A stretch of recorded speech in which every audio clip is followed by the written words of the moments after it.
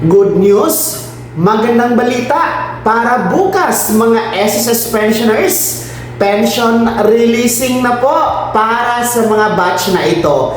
Aalamin natin kung merong dagdag na pensyon na kasama. Mamaya-maya po yan. Hello mga ka-vlogs! Welcome dito sa aking YouTube channel. Magandang araw po sa lahat ng mga manonood. Saan po kayong dako sa mundo? Kumusta kayo mga ka-vlogs? Well, eto makinig mga pensionado ni SSS, lalo-lalo pa, no? Specifically para sa ating mga kabilang sa unang batch o yung tumatanggap po ng pensyon every first day of the month o yung may date of contingency o araw ng kapanganakan, araw ng pagkasakit, araw ng pagkabalda o araw ng pagkamatay mula 1st to 15th day of the month. So kung yan po ang date of contingency ninyo, magandang balita dahil ang inyong Marso na pensyon ay maa-advance na makikredit sa inyong ATM card at bukas na po yan, February 27, 2026, araw ng Biyernes. Well, sa mga nagtatanong kung bakit advance ang inyong pension crediting for the month of March, supposed to be, dapat ang inyong original na petsa para sa buwan ng Marso is Marso 1. Pero kung titingnan nyo po ang inyong kalendaryo, ang Marso 1, natapat po yan ngayong linggo. At ayon sa circular ni SSS, hindi po pwede mag-credit ng pensyon kapag ito ay natapat sa national holiday, weekend, no, Sabado, Linggo. So hindi po pwede. Kailangang i-atras o i-advance sa pinaka-last working day ni SSS at kung kailan po ang pinaka-last working day, no, ng mga bangko. At yan nga po ang nangyari o mangyari sa inyo mga unang batch.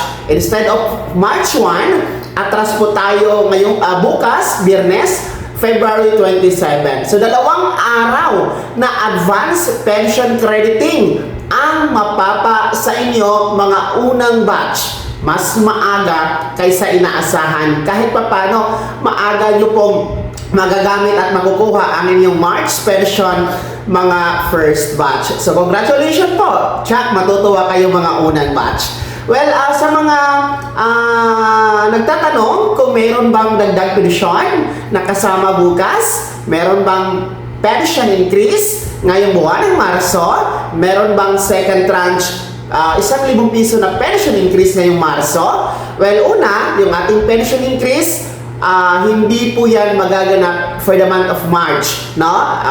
Specifically bukas, sa crediting ng ating mga unang batch, wala pong pension increase under the pension reform program.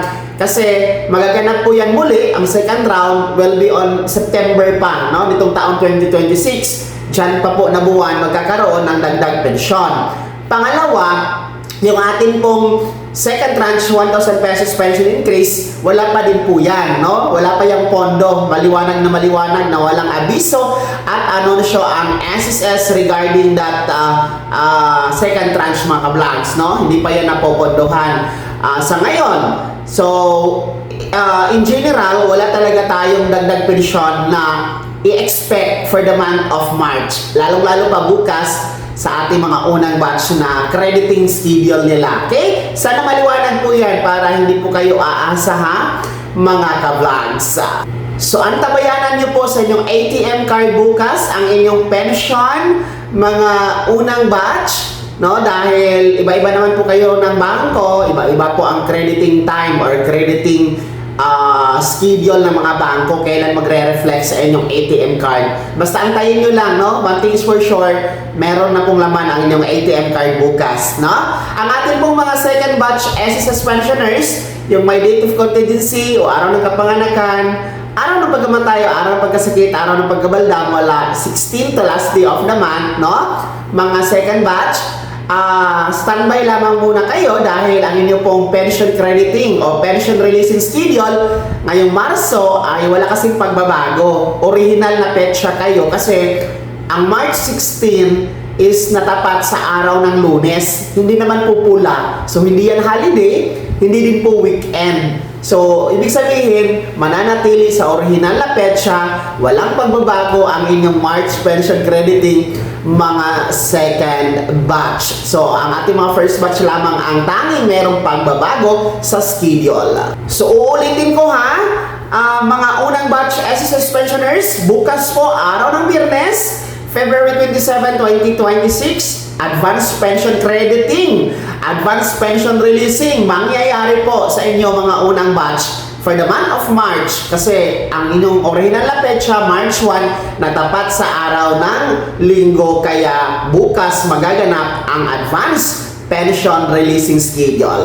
Kaya naman, sino sa inyo dito ang mga nasa unang batch? SSS pensioners, kayo ba ay natutuwa dito sa dalawang araw ng pension releasing na advance? Ibahagi niyo po sa comment section na nasa baba, pakilagay ng buong pangalan at kung taga saan kayo. Kung bago ka pa lang sa ating channel o di kaya di ka pa nakasubscribe, i-click niyo muna ang subscribe button na nasa baba. Huwag kalimutan na pindutin ang notification bell, ilagay sa all para una ka sa mga balitang i-upload ko. Maraming salamat po. God bless. Mag-ingat po mga ka-vlogs.